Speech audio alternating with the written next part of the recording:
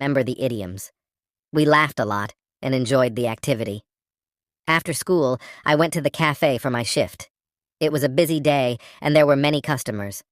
I used some of the idioms I learned when talking to them. For example, when a customer asked how the weather was, I said, "It's raining cats and dogs." The customer smiled and understood what I meant. It was a good feeling to use what I had learned in a real conversation. That evening, Anna and I cooked dinner together. We made a Spanish dish called paella. It was delicious, and we enjoyed cooking and eating together. We talked about our day and shared what we had learned. Anna told me she had learned some new vocabulary and grammar rules. I told her about the idioms and how I used them at the cafe. On Friday, we had a special event at school. Ms. Parker organized a cultural exchange day. Each student had to prepare a presentation about their home country. We could bring pictures, food, or anything that represented our culture.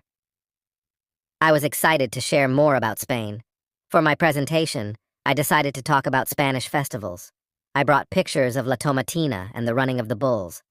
I also brought some traditional Spanish sweets called turrón. When it was my turn, I showed the pictures and explained the festivals. My classmates enjoyed the presentation and asked many questions. They also liked the turrón and thanked me for sharing it. After the presentations, we had a potluck lunch. Each student brought a dish from their country. There was sushi from Japan, tacos from Mexico, falafel from Egypt, and brigadeiros from Brazil. It was a delicious and multicultural meal. We tried different foods and learned more about each other's cultures. It was a fun and memorable day. That weekend, Anna and I went to a music festival in Central Park. There were many bands playing different types of music. We enjoyed the performances and danced to the music. It was a great way to relax and have fun after a busy week. We also met some new friends at the festival. They were from different countries and were also learning English. We exchanged contact information and planned to meet again. On Sunday, I spent some time studying. I reviewed my notes from class and practiced using idioms. I also read more of my book and wrote in my journal. Writing in English was becoming easier for me. I felt proud of my progress. In the evening, Anna and I watched an English movie with subtitles. We chose a comedy called The Intern. It was funny and entertaining. Watching movies in English helped us improve our listening skills and learn new expressions. We enjoyed the movie and had a good laugh. The next week, we had a grammar lesson at school. Ms. Parker taught us about prepositions. She explained how to use prepositions of time, place, and direction. We did some exercises to practice using them correctly. It was a bit tricky, but Ms. Parker's explanations were clear and helpful. In the afternoon, we had a speaking activity. We had to describe a place using prepositions. I paired with Hiroshi from Japan. We described our favorite places in our home countries. Hiroshi described a beautiful temple in Kyoto, and I described the beach near my hometown in Spain. This activity helped us practice using prepositions in context. After school, I went to the cafe for my shift. It was another busy day, but I felt more confident in my tasks. I took orders, made drinks, and talked to customers. I also used the new vocabulary and grammar rules I had learned in class. Each day at the cafe was a chance to practice and improve my English. In the evening, Anna and I cooked dinner and talked about our day. We were both happy with our progress and felt more comfortable using English.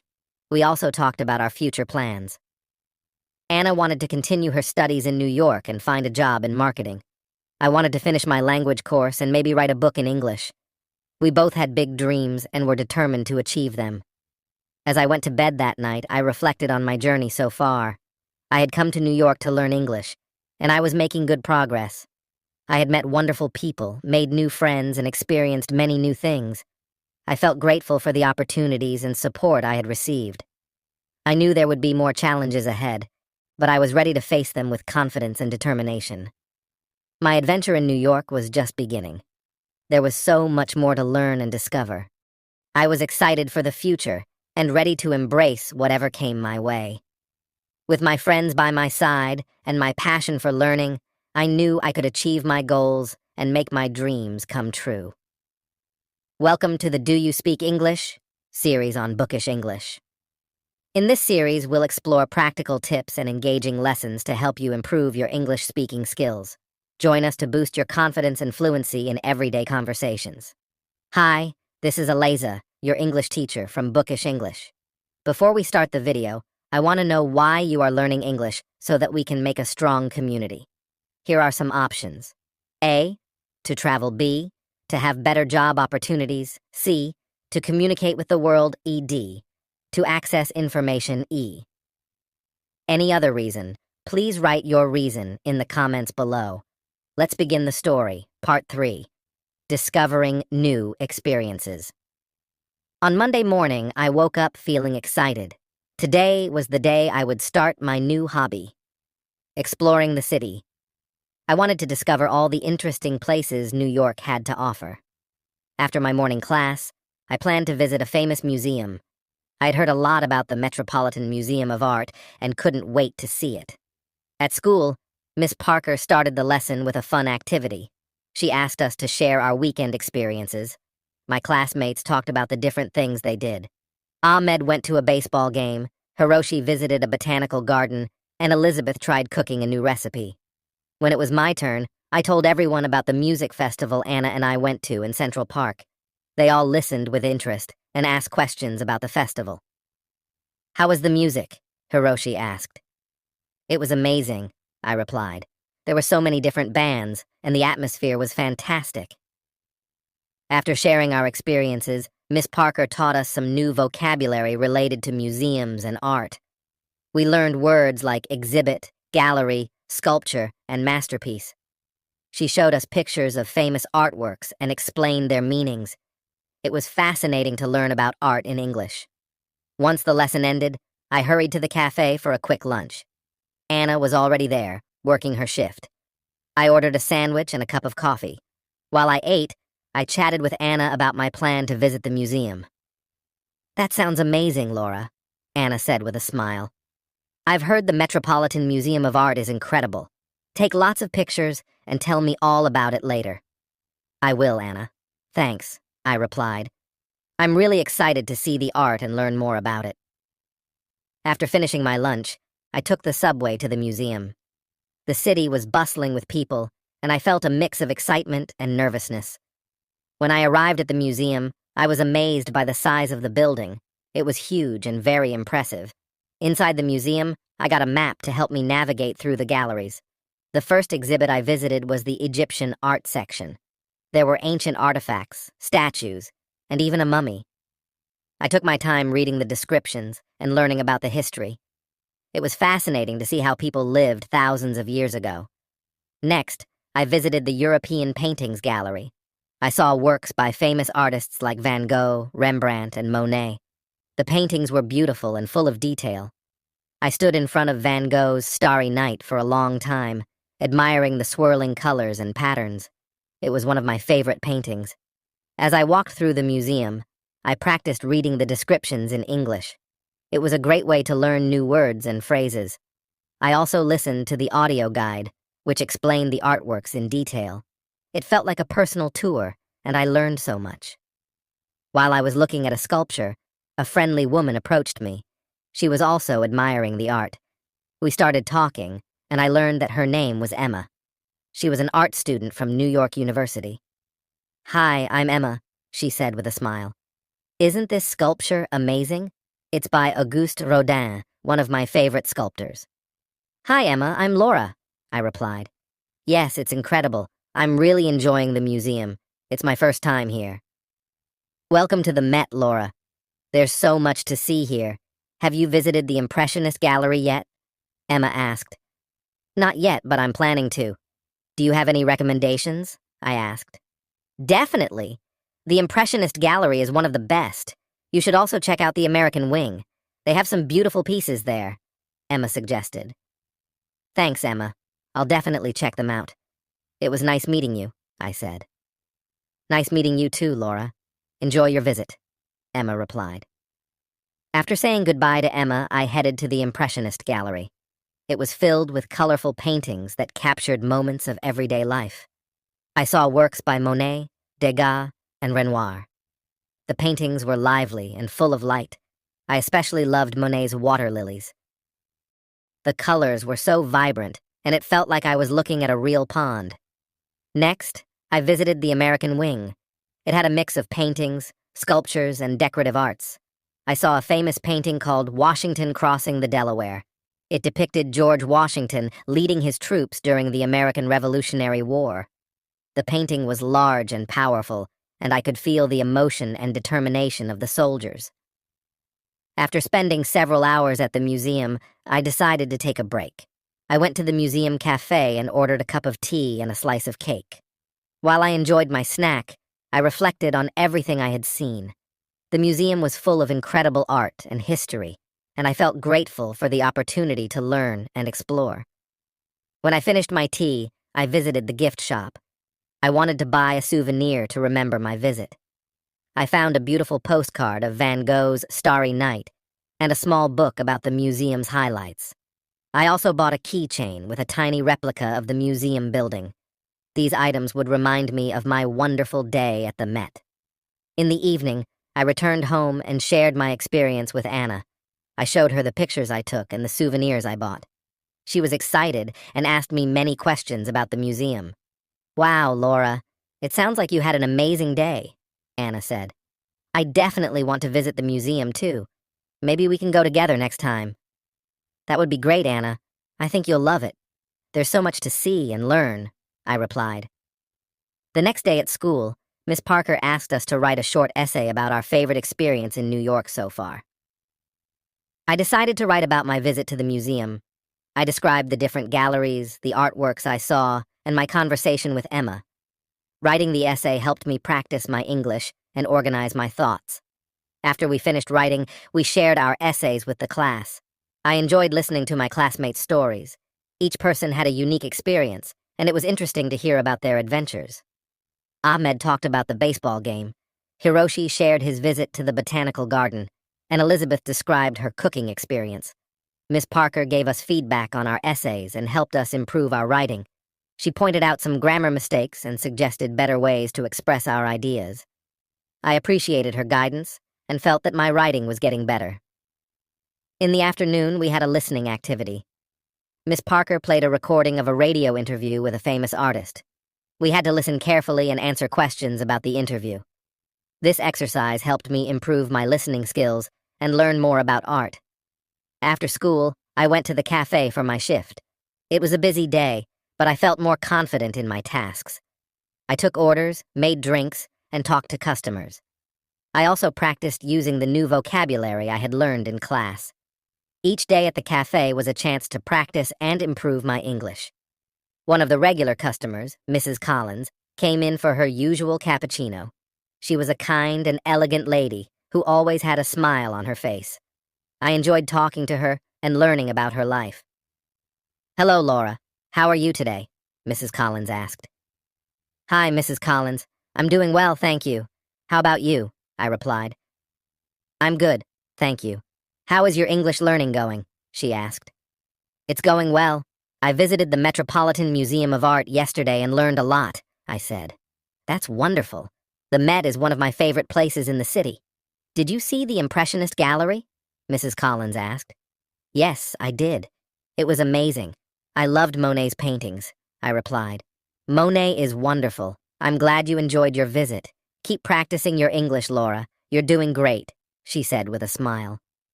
"Thank you, Mrs. Collins. I will," I replied. In the evening, Anna and I decided to try cooking a new dish. We chose to make an Italian pasta recipe that Anna had found online. We went to the grocery store to buy the ingredients and then returned home to start cooking. The recipe was simple, but it was a fun and relaxing activity. We practiced our English by reading the recipe instructions and talking about the steps. While we cooked, we talked about our day.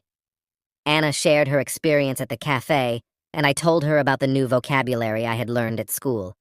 We also talked about our plans for the weekend. Anna suggested visiting a flea market she had heard about, and I agreed. It sounded like a fun and interesting place to explore. "I've always wanted to visit a flea market." I said, "I've heard you can find some really unique things there." "Exactly, and it's a great way to spend the weekend," Anna replied. The pasta turned out delicious, and we enjoyed our dinner together. Afterward, we watched an English movie called The Secret Life of Walter Mitty. It was a heartwarming and adventurous film, and we both enjoyed it. Watching movies in English helped us improve our listening skills and learn new expressions. On Friday, Ms. Parker gave us a special assignment. We had to prepare a presentation about a famous person from our home country. I decided to talk about Pablo Picasso, one of the most famous Spanish artists. I spent the evening researching and preparing my presentation. I found interesting facts about his life and his contribution to art.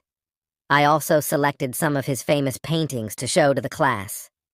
As I worked on my presentation, I felt a sense of pride in my culture and heritage. It was a wonderful opportunity to share a piece of my home country with my classmates. I was excited to present and hoped that they would enjoy learning about Picasso. When I went to bed that night, I felt content and accomplished. I'd learned so much in the past few days and had many wonderful experiences. My journey in New York was full of discoveries and new challenges, but I was determined to make the most of it. I knew that with hard work and perseverance, I could achieve my goals and dreams. The next part of my adventure was waiting, and I was ready to embrace it with an open heart and a curious mind. Part 4. The Joy of Learning and New Friendships. Saturday arrived with bright sunshine, promising a beautiful day ahead. Anna and I had decided to visit the flea market she mentioned earlier. We were both excited about the potential treasures we might find and the new experiences awaiting us. At breakfast, we discussed our plan for the day. "I'm really looking forward to the flea market," Anna said as she poured herself a cup of coffee. "I heard they have everything from vintage clothes to handmade crafts." "Me too," I replied, spreading butter on my toast. "It's going to be fun exploring and maybe finding some unique items. Plus, it's a great way to practice our English." After breakfast, we got ready and headed to the subway. The flea market was located in a different part of the city that we hadn't visited before. The ride was a bit long, but we chatted about various things, making the time pass quickly. When we arrived, the market was bustling with activity. Stalls lined the streets, each one displaying a variety of goods. There were clothes, jewelry, books, antiques, and much more. The air was filled with the sounds of people bargaining and the smells of different foods cooking. "Wow, this place is amazing," I said, looking around in awe. "Where should we start?" "Let's just wander around and see what catches our eye," Anna suggested. "We can split up and meet back here in an hour if you want." "Good idea," I agreed. "I'll see you in an hour then." I began strolling through the market, stopping at different stalls to look at the items on display. At one stall, I found a beautiful necklace with a small, intricate pendant. The vendor, an elderly woman with a warm smile, noticed my interest. "Hello, dear," she said. "Isn't this necklace lovely? It's handmade, and the pendant is carved from a special kind of stone." "It's beautiful," I replied. "How much is it?" "It's $20, she said. "But for you, I'll give it for $15. "Thank you," I said, appreciating her kindness. I paid for the necklace and continued exploring the market, feeling happy with my purchase. As I walked, I came across a stall selling old books. Being an English literature student, I was instantly drawn to it. I began browsing through the collection, hoping to find something interesting. "Do you like reading?" the stall owner asked, noticing my interest. "Yes, I love reading," I replied. "I'm studying English literature." "That's wonderful," he said. "I have some classic novels here that you might enjoy. Take your time and look around." I spent a good amount of time at the bookstall, flipping through various books. I found an old edition of Pride and Prejudice by Jane Austen, one of my favorite novels. It was a bit worn, but that only added to its charm. I decided to buy it and added it to my growing collection of English books. After an hour of exploring, I met up with Anna at our agreed spot. She had a big smile on her face and was holding a bag full of items. "Look what I found," Anna exclaimed, showing me her purchases. She had bought a vintage dress, a pair of earrings, and a small painting. "This place is amazing. What did you get?" "I got this beautiful necklace and an old edition of Pride and Prejudice," I replied, showing her my items. "Nice! That necklace is lovely," Anna said, "and Pride and Prejudice is such a great book." We decided to take a break and get something to eat. There were many food stalls at the market offering a variety of delicious options. We chose a stall that sold empanadas and ordered a few to share. While we ate, we talked about our experience at the market. "I love places like this," Anna said. "You never know what you'll find, and it's a great way to meet new people and practice English." "Exactly," I agreed. "I've already had a few conversations with the vendors, and it feels good to use English in real-life situations." After finishing our meal, we continued exploring the market for a while longer. We took our time enjoying the atmosphere and discovering more interesting items. As the afternoon went on, we decided to head back home. On the subway ride back, we chatted about our day. "I think we should come back to this market sometime," Anna said. "There's still so much to see." "I agree," I said. "It was a lot of fun, and I feel like I've learned a lot just by talking to people and seeing all the different things here." When we got home, I took some time to read the old edition of Pride and Prejudice I had bought. It felt special to read from a book that had been around for so long. The story of Elizabeth Bennet and Mr. Darcy never failed to captivate me. In the evening, we decided to watch another English movie. This time, we chose The Pursuit of Happiness. It was an inspiring film about perseverance and hope, and we both enjoyed it a lot. Watching movies in English had become one of our favorite ways to improve our language skills. Sunday was a relaxing day. I spent the morning working on my presentation about Pablo Picasso. I wanted it to be perfect, so I made sure to include all the important details about his life and work. I also practiced speaking out loud to improve my pronunciation and fluency. In the afternoon, Anna and I went for a walk in Central Park. It was a beautiful day, and the park was full of people enjoying the sunshine. We walked along the paths, talking about our goals and dreams. It felt good to share our thoughts and support each other. "I really want to become fluent in English," I said. "It's a big goal, but I know I can do it with hard work and practice." "You will, Laura," Anna replied. "You're already making great progress. And remember, I'm here to help you." "Thanks, Anna. You're a great friend," I said with a smile. We found a quiet spot in the park and sat down to relax. We watched people jogging, children playing, and couples walking hand in hand. The park was alive with activity, and it was a perfect place to reflect and unwind. On Monday, it was time to present my project about Pablo Picasso. I was nervous, but also excited to share what I had learned.